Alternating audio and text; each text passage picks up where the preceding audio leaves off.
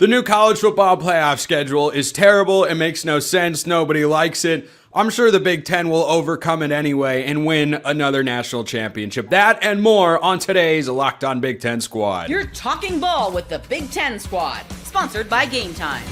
From USC to Ohio State, from Michigan to Oregon, from Nebraska to Washington, it's the local experts of the Locked On Podcast Network bringing you scoops, breakdowns, and the most comprehensive preview of the upcoming Big Ten weekend.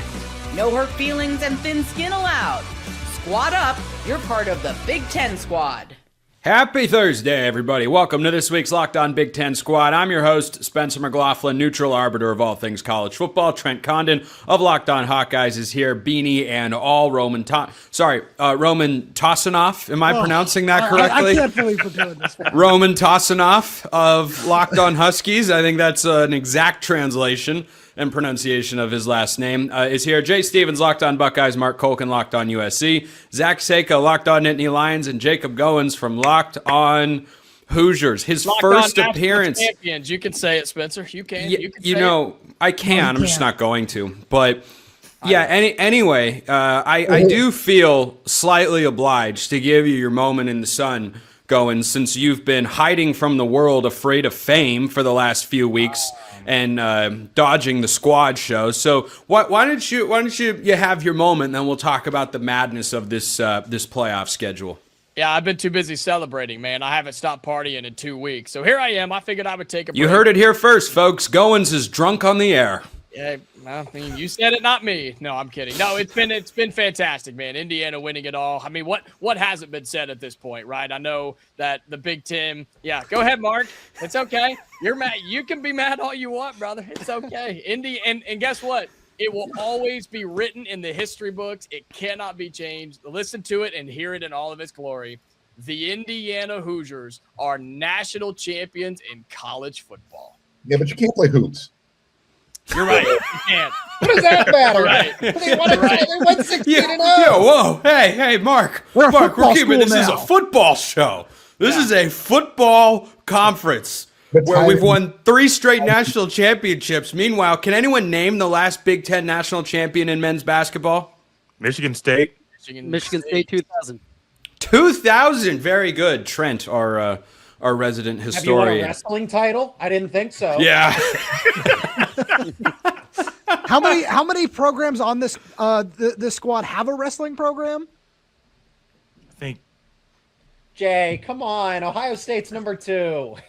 They're ranked number 2 right now. All right, I'm just checking because that's not a West Coast thing, and we've taken over the last couple of weeks on the squad show at the very least. With the college wrestling beat, Roman, is that what you're saying? That's what I'm saying. Yes. I mean, to be fair, I don't know if any of you have looked at this. I have, because I might not have much of a life. But when Seiko talks wrestling, it goes crazy on his channel. As crazy as Indiana when Goins won it all.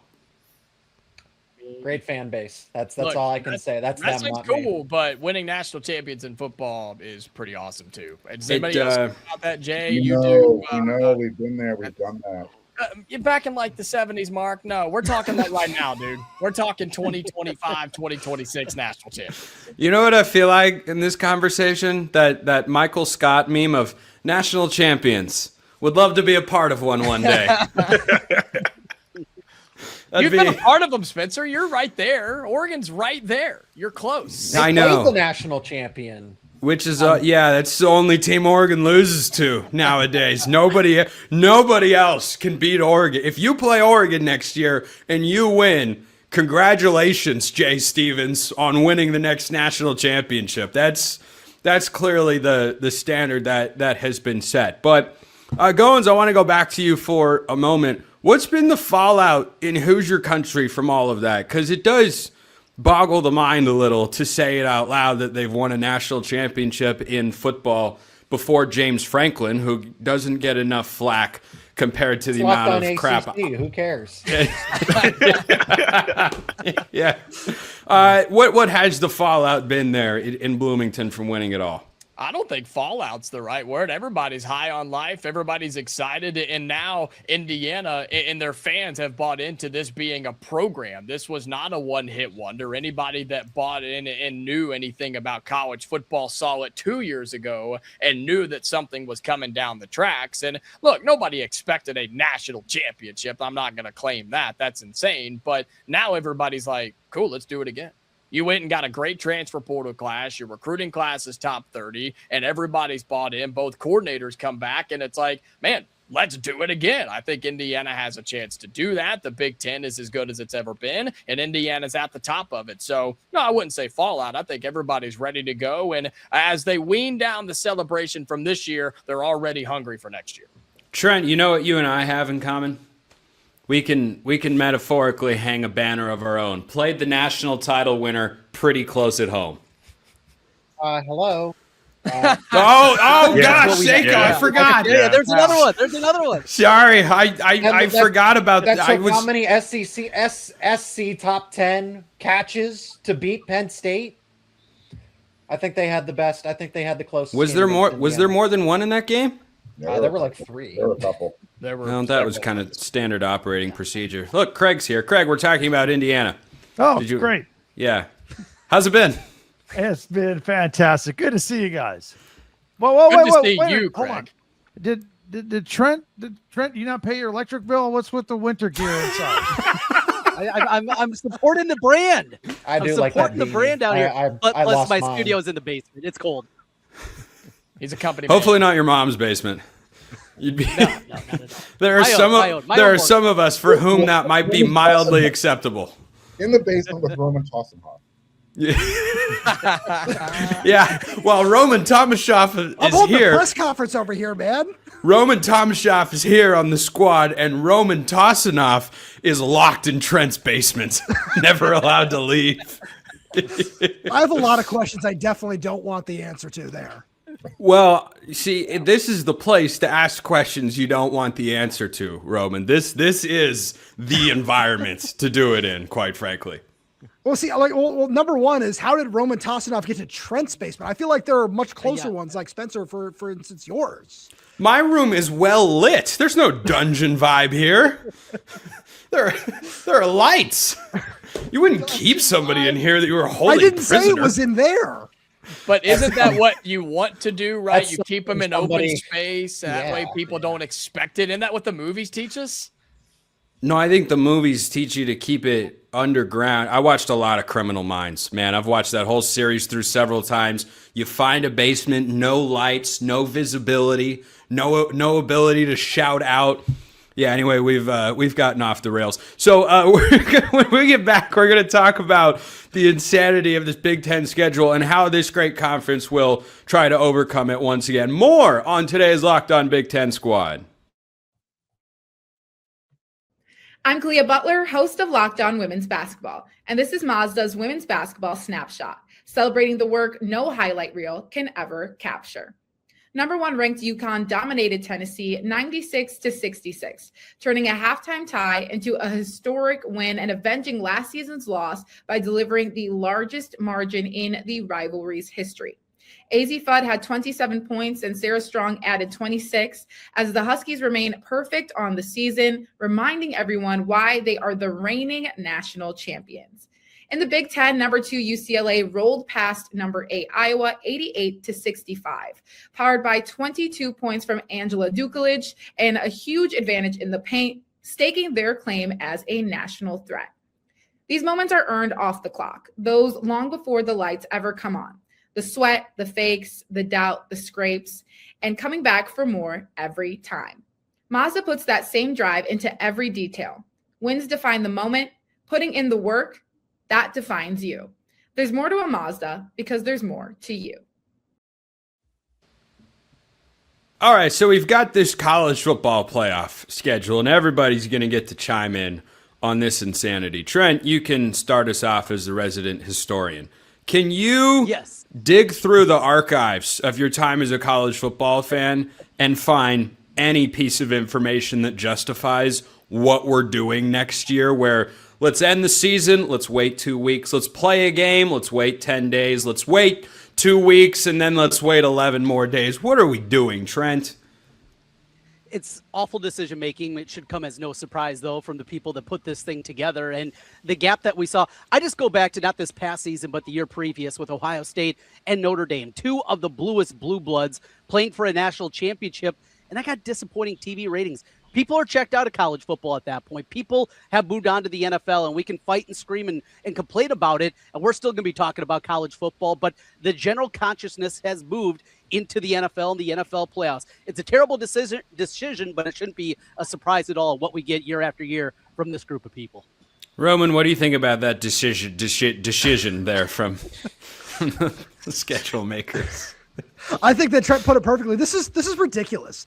Like I remember taking a trip a couple of years ago to the Sugar Bowl and then the national championship, and there were still Spencer's beloved 4 teams in the college football playoff. Oh, those were the days. Those were the days. We didn't have to worry too much about, like obviously the players are going to get a week and everything like that. But why does this need to stretch out for 6 weeks seemingly at this point in time? It makes no sense. Like, give them a week between games, that's fine. Make it normal rest for a lot of these guys, but players are not just like going to get antsy, and it's just going to lead to overthinking in terms of the general product from a lot of coaches that we're going to see. But this is just ridiculous on all fronts.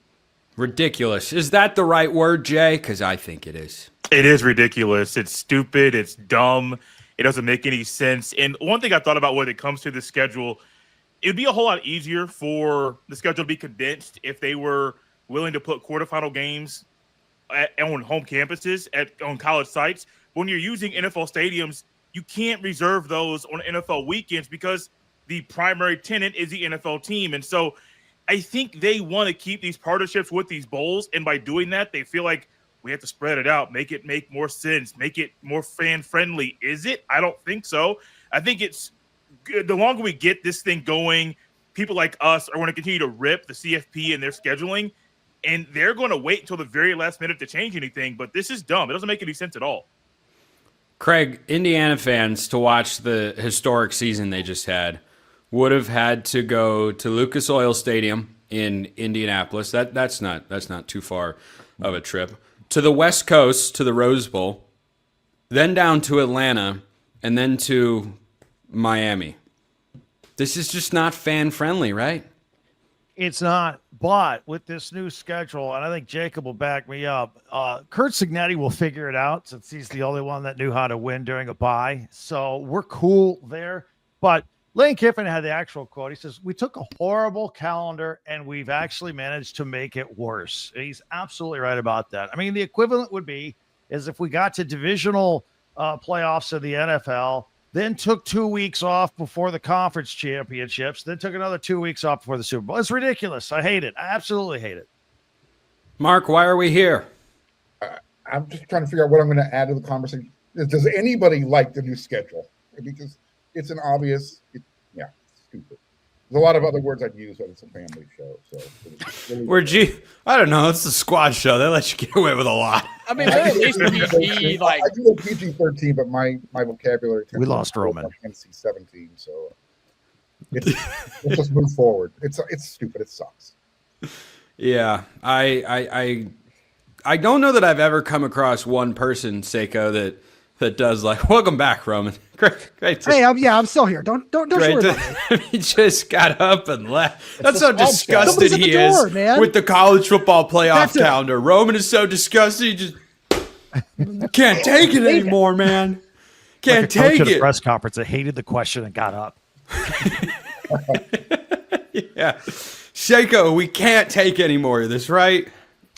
Is this supposed to, I'm not playing devil's advocate. I'm just trying to figure it out. Like, just how did they come to this conclusion? Does this have to do with the portal or something? Are they trying to, because I noticed the 2-week window between those playoff games that allow everybody to try to have basically, I know teams are going to be prepping. The teams that are still winning are going to prep for another playoff game, but at least you have some room to focus on the portal and your future team. I mean, maybe that's a sense. What's the point of all this? The quarterfinals, 3 of them are New Year's Day, which if they keep the same timeline is when the portal will open in 2027, and it will close the day they play the second semifinal game on the 15th. This year it was Friday to Friday, 2nd to the 16th. Next year it works out to be Friday to Friday, 1st to the 15th. Okay. So teams are going to be playing days where guys could realistically enter the portal. Goins, why can't we just put the portal after the season? Why is this? I don't understand. I don't get why it's hard. Education. It would make too much sense, right? That would be too good for the sport of college football. And to Seiko's point of trying to figure all this out, somebody mentioned, it may have been Jay who talked about the NFL stadiums. Look at what just happened to college football. They took a game off of New Year's Eve because the NFL said, that's cute, but we want to play that day, so deal with it. And college football said, I guess you're right. I guess we'll move. The NFL has completely overturned and overwritten all these unwritten contracts and unwritten negotiations, right? NBA used to have Christmas Day. NFL had Thanksgiving Day. College football had New Year's Eve, New Year's Day. The NFL realized our ratings are great. I think Mark mentioned that too. The NFL said our ratings are going to kick your you-know-what, and we're just going to do whatever we want to. So college football is getting raked over the coals because of that. Did anybody see the tweet from Josh Pate this week? Yes. Yes, go ahead and explain for those who don't know, Goins. Josh Pate says this. He says, how insane is the 2026 college football calendar? He said Saturday, November 14th. Picture that in your brain. Saturday, November 14th, week 11 of the college football season will mark the mathematical halfway point between week 1 and the national championship game. Yeah, that's lunacy. Crazy. Well, hold on. I want to touch on something that Seiko was saying, because he does bring up a good point when you talk about the academic calendar. Because Jacob, you're right. The NFL still is screwing college football in 6 different ways with all this. But I think that the academic calendar does play such a big part in this. And it's one thing that Jed Fish has talked about a lot, where he wants to see the transfer portal move to like after spring ball, where it's one thing where I think that'd be really interesting when it gives guys time to enroll, because it also just points out the differences in quarter schools versus semester schools. And you have to factor that in when it comes to the portal as well. But I think that that's something where the fact that we still don't have a uniform answer on this, and it doesn't feel like that's anywhere close to being decided as it pertains to the portal or the schedule or anything else, is just exhausting at this point in time. That idea was so good, it turned Mark into a Babe Ruth bobblehead. Well, no, because that's pretty much what I was going to say. You know, the TV networks have way too much sway in this argument. And to what Roman just said, it's all about the academic calendar. So move the transfer portal to after the spring. That way, everybody's got a chance to kind of get their ish figured out. You know what your roster is, recruiting isn't affected. You can focus your team on the postseason. Everything just kind of has a nice, smooth transition before you go through free agency for a couple of weeks. And on top of that, too, something that Spencer would appreciate is you don't have to worry about coaches that are in the playoff that are taking other jobs that have to recruit the portal on top of that, too. Yeah, I do appreciate that point. I was about to give you flack for you thinking that you know me, the audacity of the. I'm making a note of that. That was a good point. I think the pushback, though, as much as we in the content space love and miss the post-spring portal, I mean, whoa. That was the good stuff. I can't get enough. Bring it back. Bring it back. The objection, I think, from coaches for a post-spring portal is that you have to go through spring ball thinking about what guys might go in the portal. Rebuild your team. I got to play this guy in the spring game, or I got to give him more reps at practice before. I think you can put the portal at the end of January. I think this whole idea of we got to adhere to the academic calendar. No, we don't. We don't. Then it's professional. It's professional sports. Yeah, which is what it is. You can also process the players out. The coaching staff knows who's going to be a contributor and who's not. So if you need part of that to go on, let's just start treating these young men like the professionals they believe they are. Yeah. You know what? You had your chance. You're not going to be a contributor here. There's the door. But the problem with that, though, is it's not even about who you think or who you know is a contributor or not. But now with all of the NIL and tampering allegations, not even allegations, just tampering in general, it's, okay, I have a starting corner. for now, until somebody comes calling and says, we want you. And he goes, cool, I'll leave. And then you're screwed if the portal is after the spring. You see what I'm saying? So there's no winning with the portal. There's just no way to win. There's not. It's just the least evil. Which one's the least evil? Probably after spring ball. Yeah. I stand by that. I think the coaches would push back on after spring ball. The reason I say do it sometime before late January or whatnot and ignore the academic calendar is we ignore the academic calendar all the time. Mm-hmm. The pushback that comes from this debate is, well, kids can't transfer in the middle of the semester. Oh, unless their coach gets fired, in which case you have a 30-day window to enter the portal. Or if their coach leaves, then you can do it. I'm like, wait, so magically we can make it work administratively when we choose to. We're just choosing not to. Like, if schools need to hire a couple more compliance officers, this isn't rocket science. I agree, but even in a lot of those cases, a little bit. I actually have a recent example. I'm sorry, Roman. I was on USC's campus the other day. I was over, the first junior day. Had a chance to talk to some pretty high-level people inside the football office, and I asked them about APR, and I got a different response. Is, well, the reason why we didn't go after certain players in the transfer portal is we have to be concerned about a progress towards degree. I'm thinking to myself, how can you even consider that in today's era of college football when guys are jumping around, from team to team on a yearly basis? So schools aren't concerned about the APR. They're actually looking, all right, am I going to bring this young man in from this school, ask them to take 9 units during the spring, watch film, go to workouts. All of a sudden now you got to go to PRPs. You're going to take another 6 units in the summer just so you can be eligible to play in the fall. These are some of the layers that are going on with the transfer portal. So yeah, APR out the door. But there are, at least USC is concerned about a progress towards degree because you're looking out for the health and welfare of these student athletes. I'm surprised. I thought those days were over. I'm surprised to hear you say that. It blew me away when I heard the answer. Yeah, that is indeed surprising. When we get back, I have a question for Goins and Craig that every Big Ten school wants the answer to.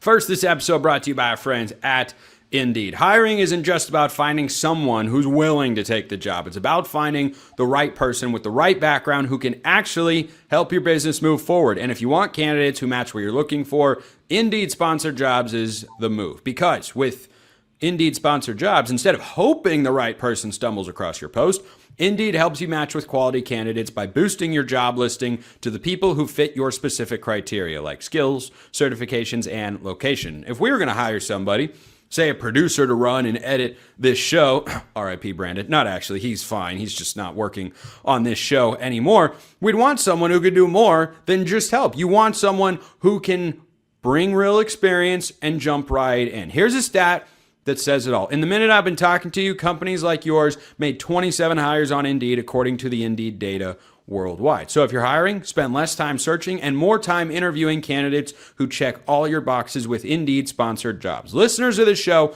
will get a $75 sponsored job credit to help get your job the premium status it deserves at Indeed.com/podcast. That's Indeed.com/podcast. Terms and conditions apply. Hiring, do it the right way with Indeed. This episode also brought to you by our friends over at Game Time. There's nothing like an NBA arena. The crowd, the energy, the moment. Getting tickets, though, that part hasn't always been so simple. That's why Game Time has become the go-to app for scoring tickets fast, without the hassle. It puts the advantage back where it belongs with the fans. I've used Game Time myself to go to college football games, to go to college basketball games, to go to shows and comedy events in Vegas, and I've had a great experience every time. I have saved money every single time compared to other ticketing services. And I know because I looked. Game Time is simply the best for a lot of different reasons. You want to go and check them out, including the all-in pricing up front. Take the guesswork out of buying NBA tickets with Game Time. Download the Game Time app, create an account, use code LOCKEDON for $20 off your first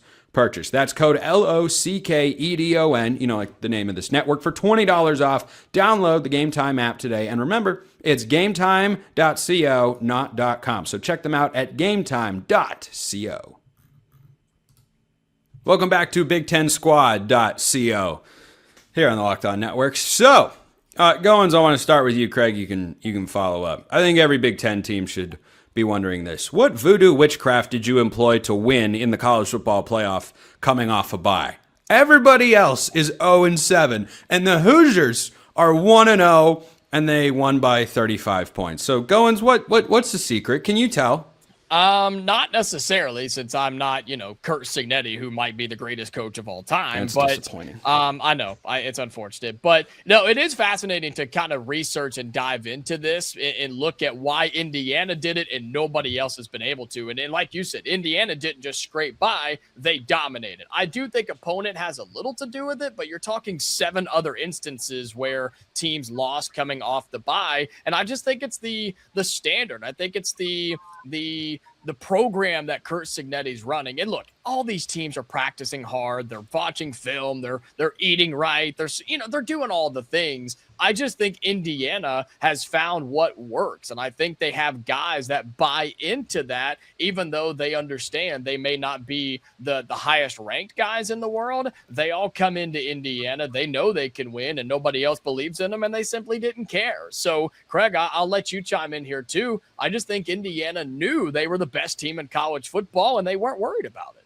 I think Signetti, one of his strengths that is not talked about is he is dialed into his team. He knows when to light them up. He knows when to give them a hug. He knows how to manage their time leading up to a game. He knows when to throw his eyebrow at him. He knows when to scowl at him. And I just think that's one of his strengths. And I think he knew how to ramp this team up after, they had a 25-day layoff and up to about day 17 and then get into game week mode. I just think he had it dialed in. That's all. I think it's as simple as that when we're talking about that component of it. Roman, how does Washington get the opportunity to have a bye in the playoff? Oh, man, that's a very fun question where it's all about just finding more ways to take a step forward this season, because I think that Washington has done a really good job recruiting in the high school ranks, especially where I think that the offensive line can take another big step forward this season. And I think that if it happens in 2026, it's going to be off the back of the defense and Ryan Walters, who came in and did such a tremendous job overhauling that unit in his first season. And in year 2, if this defensive line takes a step forward, I love what Washington has coming back at linebacker and in the secondary as well. You add Emmanuel Carnley from Virginia in the transfer portal, combined with a freshman All-American in Ryland Diller-Down, combined with an All-Big Ten honorable mention in Alex McLaughlin, and a dude in Dylan Robinson, whose first career start came against Jeremiah Smith and Carnell Tate. And I think when you go back, you look at the film, he held up decently well in that game. They didn't necessarily attack him as much as I would have expected. Did he hold him to a combined 250 yards and 3 touchdowns or something? Less than that, yeah. Oh, wow. That's pretty good. It's very impressive. Yeah, no, absolutely. But I look at what Washington can do in 2026, and if DeMond Williams takes a step forward, combined with all of the other expectations around him, I feel good about this team potentially making a run and making another improvement on a 9-4 regular season when you include the bowl game. That is actually. How are things with DeMond Williams, by the way? That's actually why I'm sitting here. Here, let me grab this other mic as well. Chemistry matters. Let me grab this so I can do this in a full press conference. But I actually just got a chance to talk to him a couple hours ago in a press conference, and it was a very interesting response where he talked a lot about just wanting to move forward and being happy to be at Washington, being blessed for the opportunity. Clearly not. Well, the first thing he said was there's good advice, and then sometimes you get really bad advice. So that was a very interesting way to put that. I think that there's still a very long way to go in terms of repairing everything that happened. And I don't know if today made it smooth over, in my opinion, because I think that DeMond is a very PR trained kind of guy, and he gave a lot of just basic boilerplate answers for everything. And I think he had a great opportunity to really just kind of own up to the moment and say, yeah, I really apologize for what happened. It was a really bad decision, and I'm really excited to move forward, whatever else. But they were all just very, very blank, just kind of overarching statements that didn't really attack one or another area of what happened. He's so jealous of Darian Mensah right now. I know he's fuming. He is fuming. I wonder what the difference was between those two cases. They both got sued. Mark's tired of this conversation. It didn't involve USC. Yeah, it did involve USC for too long. That's on me as the host of the show for not working in USC at least every 3 minutes. He might have had somewhere to be. It's getting close to bedtime over there, but 5 p.m. You're right. it's 5:30. It's 5:30. This is getting late. But yeah, Roman, I'd like you to keep talking about this. Frankly, Seiko, I'm so glad that you brought this up. You mention everybody and then just throw Damon Williams in at the end. Oh, he gets better when his offensive line just says, "Oh, look at this free pass rusher," and he gets absolutely decked in game one. So Mark got USC Trojans, Southern California. It's fantastic. I love Los Angeles. I love the Trojans. They're going to win the national championship with $12 million spent on a recruiting class.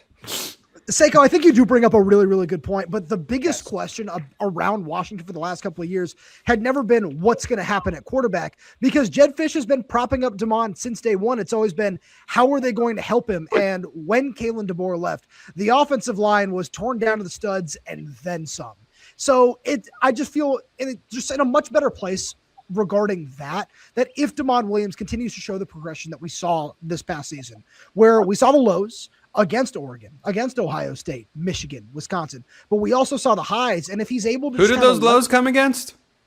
The elite teams, the best teams in the conference, which was extremely frustrating to see. And then Wisconsin's defense, which has a tremendous front seven. Best teams, yes, Wisconsin.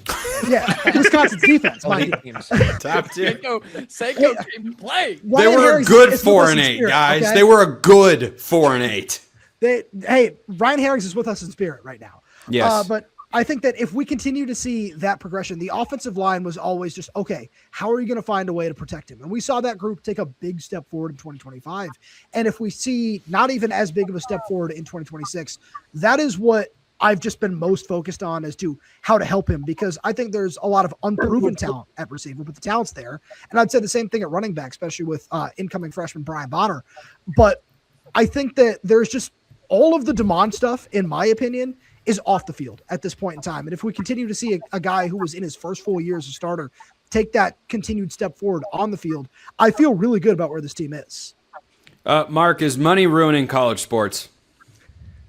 Sure. Says the Oregon host. I just asked a question. I'm just seeking. Well, we're all spending money, but the question is it ruining it? And the answer is yes. I mean, I think if we're being intellectually honest about it, we'd agree with that. You've got the tail starting to wag the dog. You've got players making way too much money at a way too young of age. And if they don't like the way the coach treats them, they're going to take it and go somewhere else to get more money. So yeah, we've got a privileged situation going on right now. Isn't that right, Jay Stevens? All this money in college sports it's just making disaster after disaster. Way too much.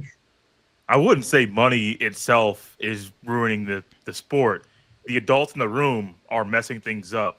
You can have money. The money's always been there, but it wasn't used in the same ways that it's being used right now. You think about down south, and they say, well, they won a lot of national championships while they were paying players. Well, all of a sudden, when the adults in the room up north can start paying players, you see what happens. It's the adults and the people that are making the decisions are the ones that are messing up college football. We talked about it earlier with the CFP schedule. The schedule, there's the dates on the calendar. They're the same ones every year. All of a sudden, no, let's spread it out. Let's make it better for competitive balance. That doesn't make sense. But the adults are the ones that are messing things up. I don't like the adults continue to do what they're doing and put their own interest in front of us and say, oh, this is what we think is best. When everyone says it's not what's best for the sport, they still believe it is. I don't think the money itself is a problem. It's the adults in the room and how they're using the money is messing up the sport. Jay with some slanderous comments. Nick Saban made it very clear they didn't pay players. Said so on game day. I think we should take him at face value. I mean, they just don't seem like that kind of program that would deal out a few brown paper bags with wads of cash in it. I don't think that ever happened in the SEC. I totally and 100% believe him. I also 100% believe that we're wrapping the Big Ten squad for today. Roman Tomashoff, Locked On Huskies. We had Trent Condon of Locked On Hawkeyes earlier. Jay Stevens, Locked On Buckeyes. Jacob Goins, Locked On Hoosiers. Mark Colkin, Locked On USC. Craig Sheeman from Locked On Big Ten. And Zach Seiko of Locked On Nittany Lions. I'm Spencer McLaughlin from Locked On all over the place. We'll see you next time. And until then, hope you all have a wonderful rest of your day.